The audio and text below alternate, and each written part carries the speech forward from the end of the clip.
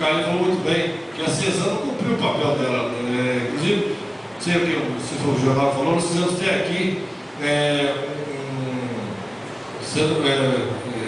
quando vencer o contrato da CESAM, nós passamos a concessão do CESAM aqui, tem o governador do Estado, no final levamos até o processo, o processo constitucional, porque isso é uma concessão do Estado, não é do município.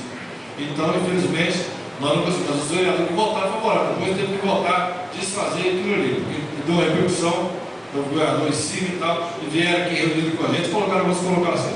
Mas que era para ter feito em 2006 aquela nova central de capacitação de água, outro lugar, não fizeram e nem sequer melhoraram. Hoje a central de captação de água está dentro da cidade, entendeu? O outro só tomando banho ali e está tudo certo. Então tem realmente esgoto tudo ali, várias casas para cima daquele local, então é um troço complicado. Então realmente só dizer que a Câmara dos Vereadores, nós estamos dando de geral lembra, nós caçamos a concessão, depois de voltar atrás, que inclusive a Câmara sofreu um processo contra a Câmara, porque tinha um projeto constitucional que nós fizemos.